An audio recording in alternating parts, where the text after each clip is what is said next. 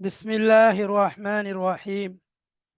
الحمد لله رب العالمين، والصلاة والسلام على رسوله الأمين وعلى آله وصحبه أجمعين. أما بعد، فقد قال الله تبارك وتعالى في كتابه العزيز بعد أعوذ بالله من الشيطان الرجيم. بسم الله الرحمن الرحيم. أياما معدودات، فمن كان منكم مريضا أو على سفر فعدة من أيام أخر، وعلى الذين يطيقونه فدية طعام مسكين، فمن تطوع خيرا فهو خير له، وأن تصوموا خير لكم إن كنتم تعلمون.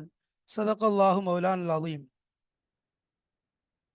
சங்கைக்குரிய அல்லாஹ்வின் நல்லடியார்களே, அன்பும் பாசமும் நிறைந்த மாணவ சகோதர சகோதரிகளே, அல்லாஹுடைய அருளினால் சஃபத்து தஃபாசிர் என்ற விரிவுரை கிதாபின் மூலமாக நாம் சூரத்துல் பக்ராவுடைய ஆயத்துகளை மிக தெளிவாக அல்ஹம்துலில்லா பார்த்து வருகிறோம்.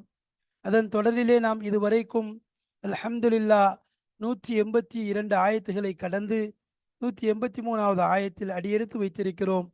183 முதல் 187 வரைக்கும் உள்ள ஆயத்துகளைத்தான், அதன் விளக்கங்களைத்தான் இப்பொழுது நாம் அல்லாஹ்வின் கிருபையினால் பார்த்து கொண்டிருக்கிறோம். அதாவது அந்த தொடரிலே இப்பொழுது நாம் யா அய்யுஹல்லதீன ஆமனு குத்திப அலைக்கும் ஸியாம், அதற்கு அடுத்த ஆயத்தான ஐயாம மஅதூதாத் ஃபமன் கான மின்கும் மரீதன் அவ் அலா சஃபரின் என்ற ஆயத்தை தான் பார்க்கிறோம்.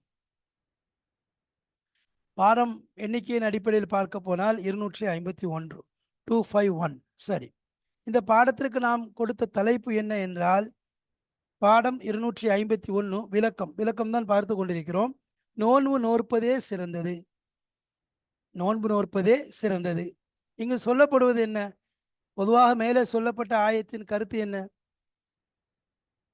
ஈமான் கொண்ட விசுவாசிகளே, உங்களுக்கு முன்னிருந்தவர் மீது நோன்பு கடமையாக்கப்பட்டது போல் உங்கள் மீதும் நோன்பு கடமையாக்கப்பட்டிருக்கிறது என்பதாக சொல்லப்பட்டது. சரி, நோன்பு கடமை என்று சொல்லிவிட்டாச்சு. அதை கொண்டு நோக்கம் என்ன? தக்குவா, இறையச்சம். அல்லக்கும் தத்தக்கூன், அந்த இறையச்சத்தை நீங்கள் பெற வேண்டும் என்பதும் சொல்லப்பட்டு விட்டது. அடுத்ததாக அல்லாஹ்வுடைய ஒரு நியதி, அல்லாஹு தஆலாவுடைய ஒரு கருணைமிக்க இரக்கம் கொண்ட அந்த அல்லாஹ்வின் கிருபை, எப்பொழுதுமே மனிதர்களை கஷ்டப்படுத்துவதை அல்லாஹ் விரும்புவதில்லை, இலகுவைத்தான் விரும்புகிறான். ஒரு மனிதனுக்கு அவனுடைய சக்திக்கு அப்பாற்பட்டு அல்லாஹ் யாரையும் நோவினை செய்வதில்லை. அந்த அடிப்படையில் பார்க்கும் பொழுது நோன்பு நோற்க முடியாமல் செல்லக்கூடியவர்கள் வருவார்கள். நோன்பை விடக்கூடிய சில சந்தர்ப்பங்கள் ஏற்படும், நோன்பை விட வேண்டிய சில நிர்பந்தங்கள் ஏற்படும். அப்படிப்பட்ட நிலையில் என்ன செய்வது என்பதாக தவித்து கொண்டிருக்கும் பொழுது அதற்குரிய பதிலைத்தான் அல்லாஹு தாலா இந்த 2ஆம் ஆயத்திலே சொல்லி காண்பிக்கிறான். எவ்வாறு முன்னுள்ள ஒரு ஆயத்துகளுக்கும் இந்த ஆயத்துகளுக்கும் மத்தியிலே தொடர்புகள் இருந்து கொண்டே இருக்குமோ, அதேபோல் ஒரு ஆயத்திற்கும் அடுத்த ஆயத்திற்கும் மத்தியிலே ஒரு ஆணை பொறுத்த வரைக்கும் தொடர்பு டச்சப் இருந்து கொண்டே இருக்கும். இந்த அடிப்படையில் இப்போ சொல்லக்கூடிய ஆயத்தில் அல்லாஹு தாலா சில காரணங்களை சொல்கிறான். உங்களால் நோன்பு நோக்க முடியவில்லை, சிரமமாக இருக்குது, இந்த மாதிரி நேரங்களில் நீங்கள் என்ன செய்ய வேண்டும் என்ற விஷயத்தை அல்லாஹ் தெளிவாக சொல்லி காண்பிக்கின்றான். அந்த ஆயத்துடைய தர்ஜுமாவை பார்த்தோன்னு சொன்னால் நமக்கு இன்னும் தெளிவாக விளங்கும். இந்த ஆயத்தில் அல்லாஹு தாலா எந்த அளவிற்கு சொல்லுகிறான், ஆனால் எதை சிறந்தது என்பதாக சொல்லுகிறான் பாருங்க. குறிப்பிட்ட நாட்களில் தான் நோன்பு நோற்பது கடமையாகும். ஆயினும் அந்நாட்களில் உங்களில் யாராயிலும் நோயாளியாகவோ, ஒன்றாவது, அல்லது பிரயாணத்திலோ இருந்தால், நோயாளியாகவோ அல்லது பிரயாணம், நோய் இன்னும் பிரயாணத்தை சொல்கிறான், இருந்தால் அவர் நோன்பு நோற்க வேண்டியதில்லை. அதை ரமதான் அல்லாத மற்ற நாட்களில் கணக்கிட்டு நோற்றிவிடவும். ரமதான் அல்லாத காலத்தில் நோற்றுக்கொள்ளலாம். தவிர ஏதாவது ஒரு காரணத்தினால் நோன்பு நோற்க சிரமப்படுபவர்கள், இப்போ நோன்பே வைக்க முடியல, ஏதோ ஒரு சிரமம் இருக்குது உடலில், அதற்கு பரிகாரமாக ஒரு ஏழைக்கு உணவளிப்பது, ஒரு ஏழைக்கு உணவு கொடுக்கிறது கடமையாகும். எவரேனும் நன்மையை நாடி பரிகாரத்திற்குரிய அளவை விட அதிகமாக தானம் செய்தால் அது அவருக்கு நன்மை ஆயினும் அவருக்கே நன்மைதான், சிறந்ததார். பரிகாரமாக தானம் கொடுப்பதை விட நோன்பின் நன்மையை நீங்கள் அறிந்தவர்களாக இருந்தால் நோன்பு நோற்பதே உங்களுக்கு சிறந்தது என்பதை தெரிந்து கொள்வீர்கள். நோன்பு நோற்பதே சிறந்தது என்பதை நீங்கள் தெரிந்து கொள்வீர்கள். எப்பொழுது இந்த காரணங்கள்லாம் இருக்கு, முடியலை, பரிகாரம் கொடுத்துடலாம் அப்படின்னு சொல்லி நினைக்கிறீங்க, ஆனால் அந்த நோன்பினுடைய சிறப்பு, அதன் மாண்பு, அதன் மகத்துவம் அதன் மூலம் கிடைக்கக்கூடிய கூலி, அதன் மூலம் கிடைக்கக்கூடிய உங்களுக்கு கிடைக்கக்கூடிய அந்தஸ்து, இதையெல்லாம் பார்த்தீர்கள், இதையெல்லாம் நோக்கினால், இதை நீங்கள் அறிந்து கொண்டால் நிச்சயமாக நோன்பதான் நோற்பீர்கள் என்பதாக அல்லாஹ் குர்ஆன்ல சொல்லி தெளிவாக சொல்லி காண்பித்தார். அப்போ அந்த அடிப்படையில் தான் நோன்பு நோற்பது விஷயமாக இங்கு மேலே சொல்லப்பட்டது. அதிலே கொஞ்சம் இலகுபடுத்தி கஷ்டத்தில் இருக்கக்கூடியவர்கள், சிரமத்தில் இருக்கக்கூடியவர்கள் என்று அல்லாஹு தஆலா பிரித்து வரக்கூடிய ஆயத்துகளிலே சொல்லுகிறான். அதைத்தான் நாம் இப்பொழுது இந்த ஆயத்துடைய தர்ஜுமாவையும் நாம் பார்த்தோம். வாருங்கள் கிதாபிற்குள் செல்வோம். இன்ஷா அல்லாஹ் கிதாபுடைய ஆசிரியர் எதை எதை சொல்ல வருகிறார், என்ன விஷயமாக பேசப்படுகிறது என்பதை பார்ப்போம். பிஸ்மில்லாஹிர் ரஹ்மானிர் ரஹீம். ஐயாமம் மஅதூதாத், குறிப்பிட்ட சில நாட்கள். அதாவது வஸ்ஸியாமு, நோன்பு என்பது ஐயாமுஹு, அதனுடைய நாட்கள், மஅதூதாத், ஒரு குறிப்பிடப்பட்டவைகளாக இருக்கிறது. அப்போ நோன்பு வைக்க வேண்டிய நாட்கள், நோன்பிற்குரிய கடமையான நாட்கள் எதுன்னா அது ஒரு குறிப்பிட்ட நாட்களாக இருக்கிறது. அதாவது வஹிய ஐயாமுல் கலாயிலு, குறைந்த நாட்களே. வருஷத்துடைய கணக்கில் பார்க்கும்போது வெறும் 30 தான் வருது, ஒரு மாதம் வருது. அப்போ அது மிகவும் குறைந்த நாட்களே தான் நோன்பு வைக்கக்கூடிய நாட்கள். ஐயாமம் மாதூதாத். பலம் யுஃப்ரல் அலைக்கும் தஹர குல்லு, தஹர குல்லஹு தக்ஃபீஃபன் வரஹ்மத்தன் பிக்கும். பலம் யுஃப்ரல் அலைக்கும், உங்கள் மீது ஃபரலாக்கப்படவில்லை. பலம் யுஃப்ரது சியாமு அலைக்கும். அப்போ இஃப்ரதுடைய நாய் ஃபைல் சியாம் வச்சுக்கொள்ளலாம். நோன்பு என்பது உங்கள் மீது கடமையாக்கப்படவில்லை. அத்தஹர குல்லஹு, காலம் முழுவதும், காலம் முழுவதும் உங்கள் மீது நோன்பு என்பது கடமையாக்கப்படவில்லை. அதாவது காலங்காலமாக நோன்பு வைக்கணும், நீங்கள் வருஷம் ஃபுல்லாக நோன்பு வைக்க வேண்டும். 12 மாதங்கள் என்றால் 12 மாதம் நோன்பு வைக்க வேண்டும், 365 நாள் நோன்பு வைக்கணும் சொல்லி உங்கள் மீது ஃபரலாக்கப்படவில்லை. ஏன்? தக்ஃபீஃபன், இலகுபடுத்துவதன் காரணமாக, வரஹ்மத்தன், இன்னும் கருணையின் காரணமாக, பிஹிம், பிக்கும், உங்களை கொண்டு, ஒரு கருணை, ஒரு இரக்கத்தின் காரணமாக உங்கள் மீது அவ்வாறு நோன்பு கடமையாக்கப்படவில்லை. அவ்வாறு நோன்பு கடமையாக்கப்படவில்லை. அப்போ நோன்புடைய கடமையான நாட்கள் எதுங்கிறத அல்லாஹு தஆலா தெளிவாக சொல்லிட்டான். நோன்புடைய கடமையான நாட்கள் எதுங்கிறத அல்லாஹு தஆலா இந்த ஆயத்துகளில் சொல்லி காமிக்கலாம். உங்கள் மீது எப்போ நோன்பு கடமைங்கிறத தெளிவாக அல்லாஹ் சொல்கிறத பார்க்கணும். சரி, அப்போ ஒரு குறிப்பிட்ட நாட்கள் தான் என்னது நோன்புங்கிறது கடமை அப்படிங்கிறது எல்லாருக்குமே தெரியும். அப்போ ஒரு குறிப்பிட்ட நாட்களில் நோன்பு நோக்க வேண்டும். அதாவது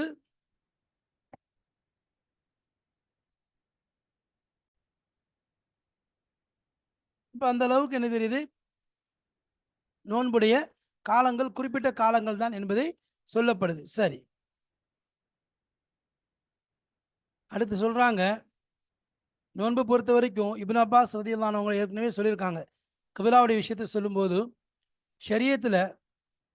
ஷரியத்துடைய சட்டத்தில் முதல்ல ஆரம்பத்தில் இஸ்லாத்தில் 3 நாட்கள் நோன்பு வைக்கிறது, ஒவ்வொரு மாதமும் 3 நாள் நோன்பு வைக்கணுங்கிற கடமை இருந்துச்சு. அதுக்கப்புறம் ஆஷுராவுடைய நோன்பு கடமையாக்கப்பட்டுச்சு. அதுக்கு பிறகு ஃபரதான நோன்பு கடமையாக்கப்பட்டுச்சு. அது ரமதானுடைய மாதம், ஒரு மாதம் முழுவதும் நோன்பு வைக்க வேண்டும் என்பதாக கடமையாக்கப்பட்டது. அதற்கு இப்னு அப்பாஸ் ரலியல்லாஹு அன்ஹு அவங்க அறிவிக்கிறாங்க, ஷரியத்தில் இஸ்லாத்தில் முதலாக சட்டங்கள் மாற்றப்பட்டது, நசக் ஏற்பட்டுச்சு அப்படின்னு சொல்லி சொன்னால் அது கிபிலாவுடைய விஷயத்தில் தான் முதலாவது. இரண்டாவது ஏற்பட்டுச்சுன்னு சொன்னால் அது நோன்புடைய விஷயத்தில். அது என்ன? அது ஆயிஷா ரலியல்லாஹு அன்ஹா அவங்க அறிவிக்கிறாங்க, ஆஷுராவுடைய 10ஆம் நாள் குறைஷிகள் அறியாமை காலத்தில் நோன்பு வைத்துக் கொண்டிருந்தார்கள். ரசூலுல்லாஹி ஸல்லல்லாஹு அலைஹி வஸல்லம் அவங்களும் நோன்பு வச்சுட்டு இருந்தாங்க. அப்போ ரசூலுல்லாஹி ஸல்லல்லாஹு அலைஹி வஸல்லம் அவங்க மதீனாவுக்கு வந்த பொழுது அங்கே வந்து நோன்பு வச்சாங்க. இந்த மக்களையும் நோன்பை கொண்டு ஏவினார்கள். இந்த ஐயாமுல் ஆஷுராவுடைய நோன்பு வைங்க, ஆஷுராவுடைய நோன்பு வையுங்கள் என்பதாக மதீனா வந்ததற்கு பிறகும் ஏவினார்கள். ஆனால் மதீனா வந்த பிறகு ஏவுனாங்கன்னு சொன்னால், எப்போ ரமதானுடைய மாதம் நோன்பு கடமையாக்கப்பட்டதோ ஆஷுராவுடைய நோன்பு விடப்பட்டு விட்டது, விட்டுட்டாங்க. அப்போ அதுக்கப்புறம் யார் நினைக்கிறாங்களோ நோன்பு வைங்க, யார் விரும்பலையோ விட்டுருங்க என்பதாக சொன்னாங்க. அப்போ இந்த இடத்துல முதலாவது கிபிலா மாற்றப்பட்டது, இரண்டாவது நோன்புடைய நாட்கள். ஆரம்பத்தில் இருந்த நோன்பு என்பது ஆஷுராவாக இருந்துச்சு, அதுக்கு பிறகு ஒரு மாத நோன்பு ஷஹர் ரமதான் வைக்கணுங்கிறது முடிவாக்கப்பட்டது. அதுதான் சொல்றான். சரி, அப்ப இந்த இடத்துல உங்கள் மீது அது 1 மாசம் ஏன் வைக்கப்படுதுன்னா, உங்களுக்கு இரக்கம் காட்டியும் உங்கள் மீது இலகுவாக இருக்க வேண்டும், இலகுவாக இருக்க வேண்டும் என்பதற்காகவும் இவ்வாறு செய்யப்படுகிறது. சரி, வமன் கான மின்கும் மரீதன், உங்களில் யாரேனும் நோயாளியாக இருந்தால், அல்லது அலா சஃபரின், பிரயாணத்தில் இருந்தால், ஃபைத்தத்தும் மின் ஐயாமின் உஹர், அப்போ இது அல்லாத வேறு நாட்களில் அந்த நாட்களை கணக்கிட்டு வைத்துக் கொள்ளட்டும். எத்தனை நாள் விடுறாரோ அதை கணக்கு வச்சு வைக்கட்டும். எப்போ அவர் நோயாளியாக இருந்தாலோ அல்லது பிரயாணத்தில் இருந்தாலோ அது வேறு நாட்களில் வைத்துக் கொள்ளட்டும் என்பதாக அல்லாஹ் சொல்றான். அதாவது மன்கான பிஹி மரந்துன், எவருக்கு நோய் வந்து விட்டதோ, ஒருத்தர் நோயில் இருக்கிறார், அல்லது கான முசாஃபிரன், அல்லது பிரயாணத்தில் இருக்கிறார், ஒன்றும் நோய் இருக்கு அவருக்கு, அல்லது பிரயாணத்தில் இருக்கிறாருன்னு சொன்னா அதாவது நினைச்சிட்டோம் அப்ப அதனால என்ன செஞ்சார், பிரயாணத்தில் இருக்கிறதுனால, பிரயாணத்தில் இருக்கிறதுனால அல்லது அவருக்கு ஏதோ நோய் ஏற்பட்டு விட்டதால் அவர் நோன்பை விட்டு விட்டார். ஃபாப்தர்னா அங்க நோன்பு வைக்கல. ஃபஅலைஹி கலாஉ இத்தத மா அஃப்தர மின் ஐயாமி கைரிஹா மின் ஐயாமி கைரிஹா. சரி, அப்ப அவர் மீது கலா என்பது வாஜிபாகிவிடும். இத்தத்த ஒரு அளவுக்கு, ஃபஅலைஹி கலாஉ இத்ததி அப்படின்னு சொல்லலாம். அதாவது குறிப்பிட்ட கால கலா என்பது அவர் மீது கடமையாகிவிடும். எந்த காலம்? மா அஃப்தர, எதெல்லாம் அவர் எந்தெந்த நாட்களில் எல்லாம் நோன்பை விட்டிருந்தாரோ, மின் ஐயாமி கைரிஹா, அது அல்லாத, அதாவது அந்த மாதம் அல்லாத, ரமதான் அல்லாத வேறு நாட்களிலிருந்து அந்த நாட்களை, எந்த நாட்களில் அவர் நோன்பை விட்டாரோ அந்த கணக்கின் அடிப்படையிலே கலா செய்வது அவர் மீது வாஜிபாகிவிடும். எப்பொழுது? அவர் நோயின் காரணமாகவோ அல்லது பிரயாணத்தின் காரணமாகவோ அவர் நோன்பை விட்டிருந்தால் அவர் மீது இது கடமையாகிவிடும். வேறு நாட்களில் வைக்கிறது அவர் மேல கடமைங்கிறது தெரிஞ்சு போச்சு. அப்ப அந்த இடத்துல அங்க வைக்க முடியலன்னு சொன்னா என்ன செய்யறது? அவர் மற்ற நாட்கள்ல வைக்கிறது அவருக்கு கடமை.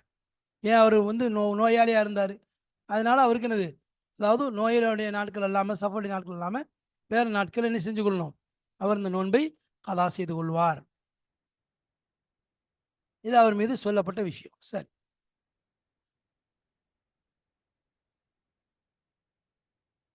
அப்ப இந்த இடத்துல என்ன சொல்றாங்க, அதாவது ஒரு விஷயம் தெரிஞ்சுக்கணும்.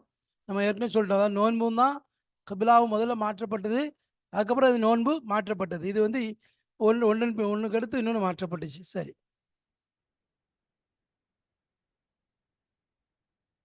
அப்போ அதனால அதை வேற நாட்களில் அதை என்ன செஞ்சுக்கணும், நோன்பு வைக்கணும். அவர் கஷ்டத்தோடு அதை வைக்கணுங்கிற அவசியம் கிடையாது.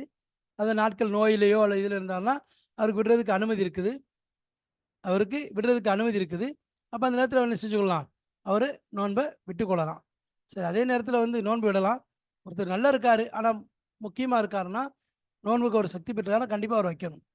சரிங்களா?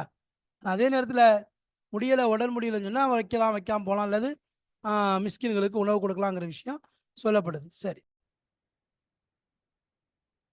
وعلى الذين يطيقونه فدية طعام مسكين.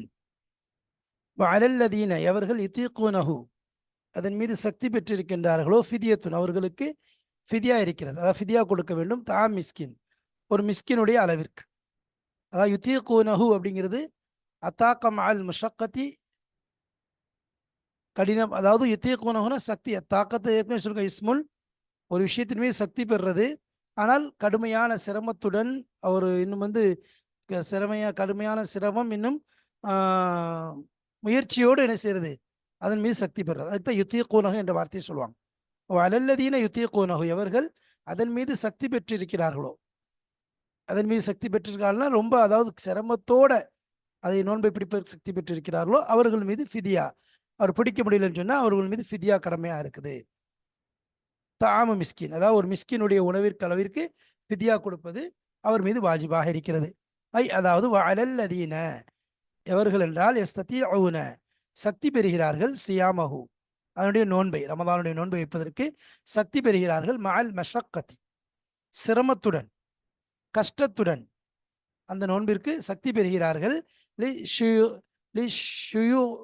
அதாவது ஷேஹூஹத்தின், ஷேஹூஹத்தின்னா ஷேக், அதாவது வயது முதிர்ந்ததன் காரணமாக, வயது முதிர்ந்ததன் காரணமாக, அவுதாஃபின் அல்லது பலகீனத்தின் காரணமாக, அவருடைய பலகீனமும் வயதினுடைய முதிர்ச்சியும் அந்த நோன்பை அவர் வைப்பதற்கு சக்தி பெற்றிருந்தாலும் கடினமான கஷ்டத்தோடு அவர் அந்த நோன்பை வைப்பதற்கு சக்தி பெறுகிறார்.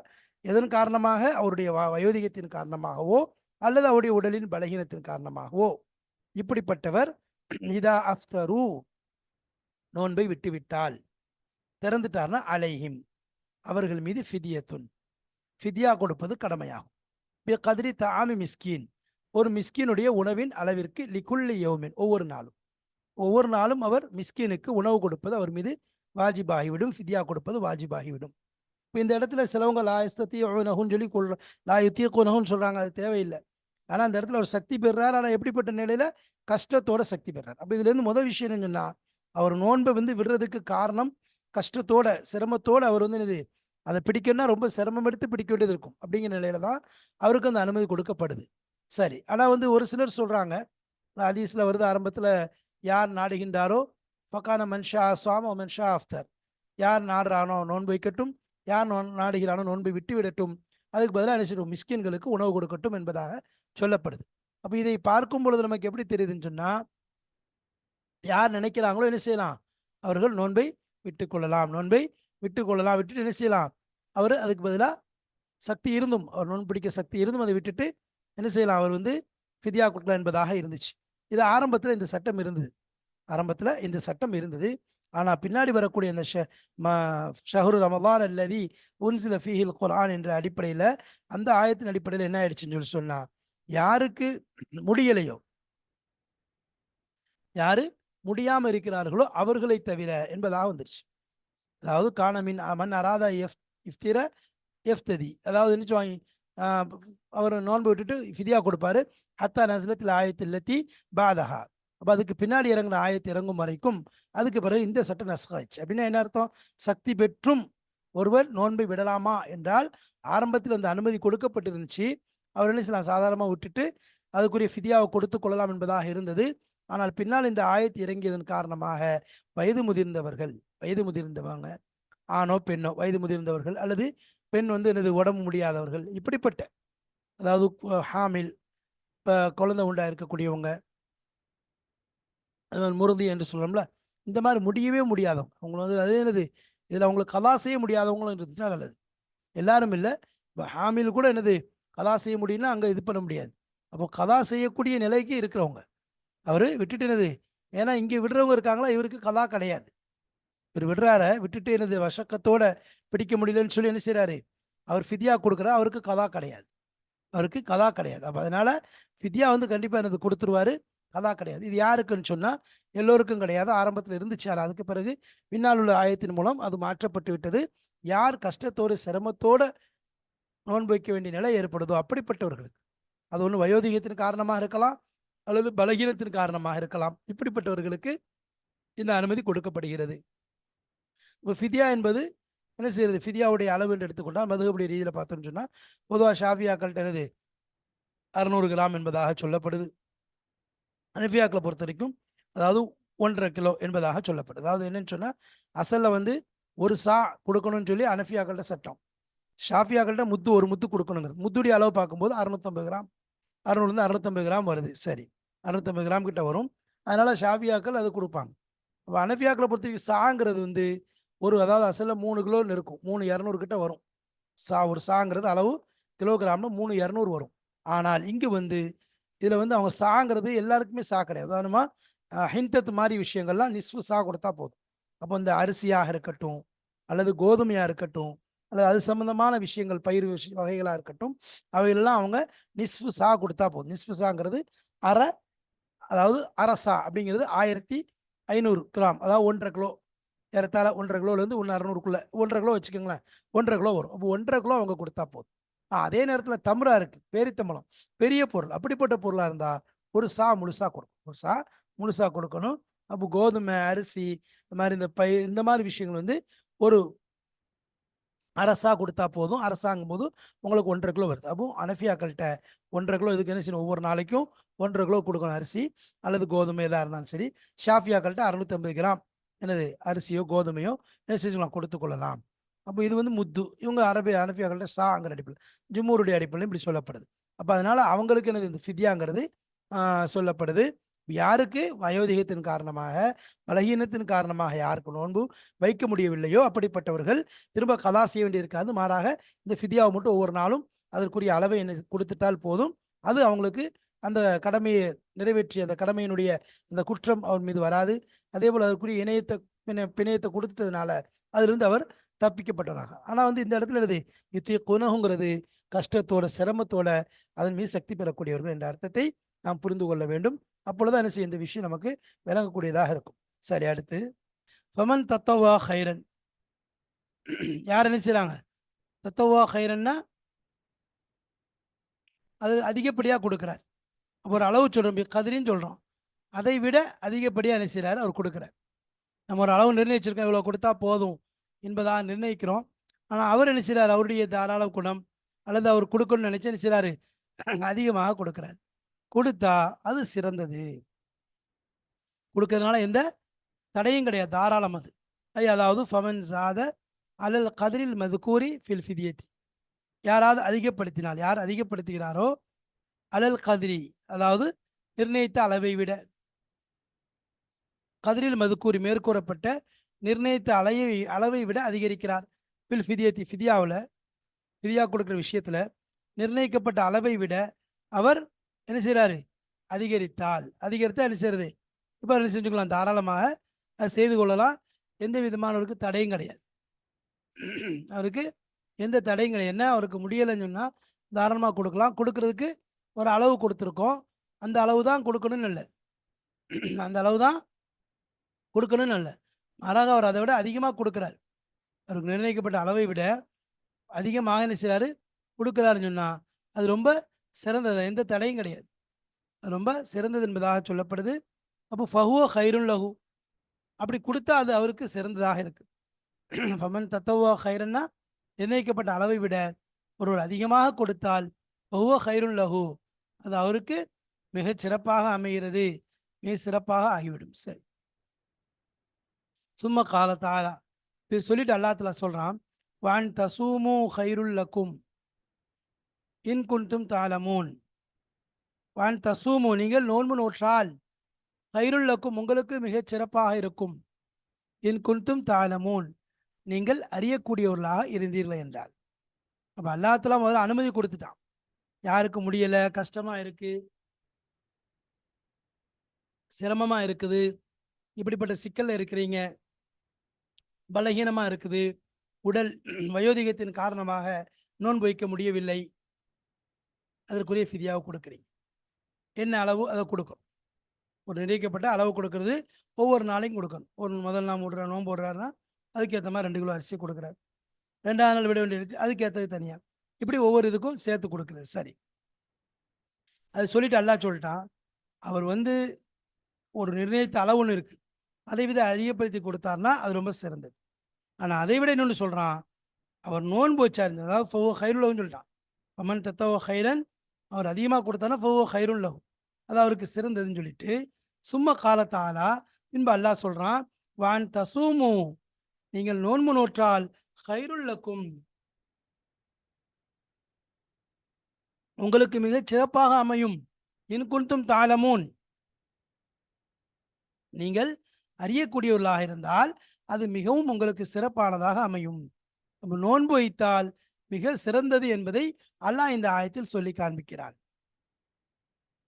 அதாவது வஸ்ஸௌமு ஹைருல் லக்கும், நோன்பு உங்களுக்கு சிறந்ததாக இருக்கிறது, மினல் ஃபித்ரி அதாவது நோன்பை விடுவதை விட, நோன்பு வைக்காமல் விடுவதை விட நோன்பு வைப்பது மிகச் சிறந்ததாக இருக்கிறது. நோன்பு வச்சிட்டிங்கன்னா அது ரொம்ப சிறந்தது என்பதாக அல்லாஹ் சொல்லும். சொல்லும்போது நோன்பு வைக்கிறது தான் சிறந்தது. சரி, வல் ஃபிதியத்து அதாவது அது சொல்ல மினல் ஃபித்ரி வல் ஃபிதியத்தி, 2 விஷயம் இருக்குது. ஏன்னா யாருக்கு நம்ம சொன்னோம் விடலுக்கு அனுமதி கொடுத்துருக்கு. அப்போ அனுமதி கொடுத்தவங்க என்ன செய்கிறாங்க, பலகீனத்தின் காரணமோ அல்லது வயோதிகத்தின் காரணமோ சிரமத்தோடு நோன்பு வைக்க முடியவில்லை என்றால் அவருக்கு விடுவதற்கு அனுமதி கொடுத்திருக்கிறது. ஆனால் இவ்வளவு சொல்லிட்டு அல்லாஹ் அவங்களுக்கு சொன்னா ஃபிதியால கொஞ்சம் கூட கொடுத்தா சிறந்ததுன்னு சொல்லிட்டு, அதையும் விட சிறந்தது என்ன? நீங்கள் நோன்பு நோற்பது தான் மிகச் சிறந்தது. நோன்பு வசௌமு ஹைருல் லக்கும், நீங்கள் நோன்பு நோற்பது தான் மிகச் சிறந்ததாக இருக்கிறது. மினல் ஃபித்ரி, நோன்பை விடுவதை விட. வல் ஃபிதியத்தி, ஃபிதியா கொடுப்பதை விட.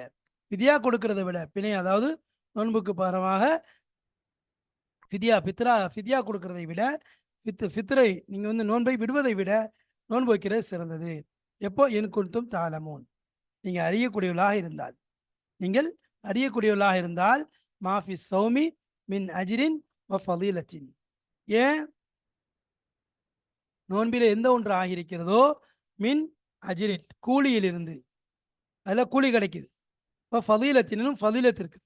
அப்போ நோன்பு வைப்பதனால கிடைக்கக்கூடிய கூலியும், அதே போல் அதில் கிடைக்கக்கூடிய உங்களுக்கு சிறப்பும் இருக்குது. இது உங்களுக்கு என்னது? நோன்பு வைப்பது தான் சிறப்புப்படுத்தி காமிக்கிறது என்பதாக சொல்கிறான்.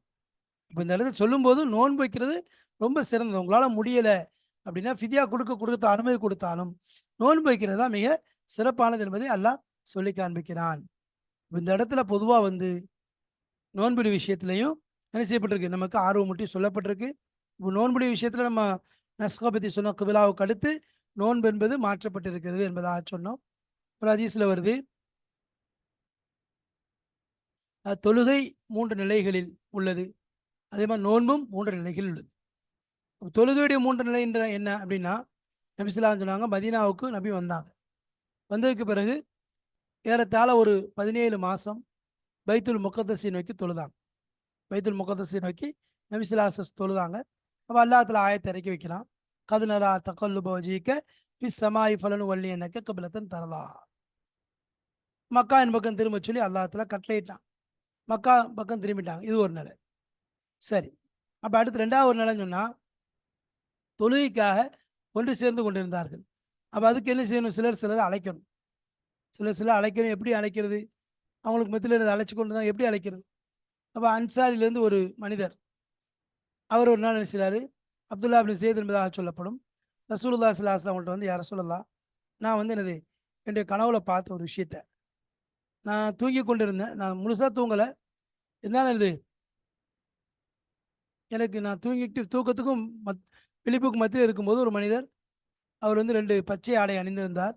கிபிலாவை முன்னோக்கி கொண்டு அவர் சொன்னார், அல்லாஹ் அக்பர் அல்லாஹ் அக்பர் அஷ்ஹது அல்லா இலாஹ இல்லல்லாஹ் என்பதாக 2 முறை சொன்னார்.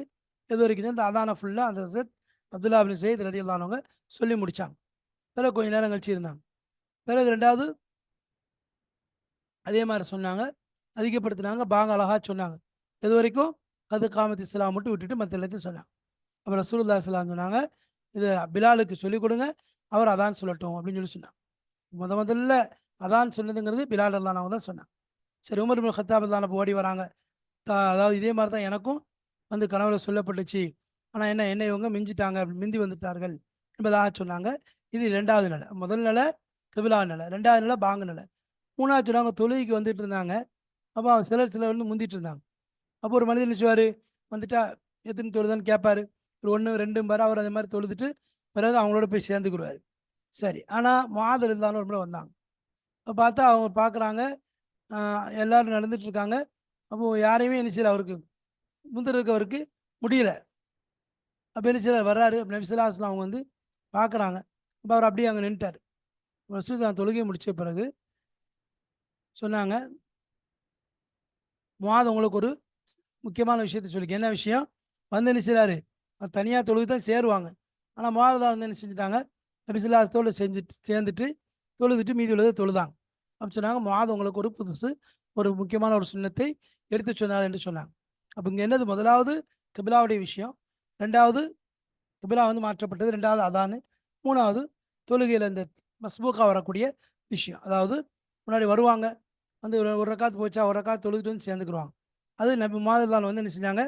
ஜமாத்தோடு சேர்ந்துட்டு முடிஞ்சதுக்கு பிறகு தொழுதாங்க. இப்போ இது முஆத் உங்களுக்கு ஏற்படுத்தியிருக்கிறேன் என்பதான் நபி ஸல்லல்லாஹு அலைஹி வஸல்லம் சொன்னாங்க. இது தொழுகையுடைய 3 நிலை. நோம்புடைய 3 நிலை என்ன? நம்ம சொன்ன மாதிரி நபி ஸல்லல்லாஹு அலைஹி வஸல்லம் மதீனாவுக்கு வந்தாங்க. மக்கள் மாதம் 3 நாள் நோன்பு வச்சுட்டு இருந்தாங்க. 3 நாள் நோம்பிக்க வழக்கம் இருந்துச்சு, அதை வச்சாங்க. சரி. அடுத்து ஆசுராவுடைய நோன்பு வந்துச்சு, அதில் ஆசுராவுடைய நோன்பு வச்சாங்க.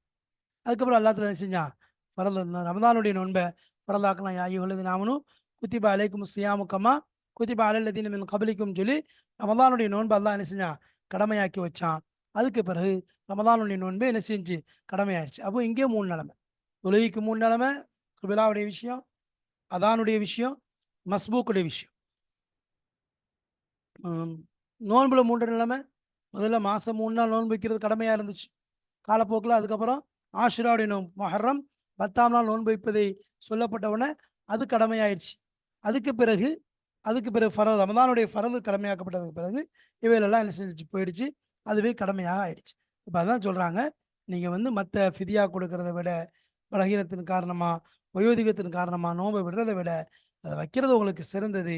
நீங்கள் அதில் இருக்கக்கூடிய ஹைர் ஃபதிலத்து, அதில் உள்ள சிறப்புகள், அதில் அல்லாஹ் கொடுக்கக்கூடிய கூலிகள், அதன் மூலம் உங்களுக்கு கிடைக்கக்கூடிய பிரதிபலன்களை நீங்கள் அறியக்கூடியவர்களாக இருந்தால் நோன்பு வைப்பதுதான் உங்களுக்கு சிறந்தது என்பதாக அல்லாஹு தாலா சொல்லி காண்பிக்கின்றான்.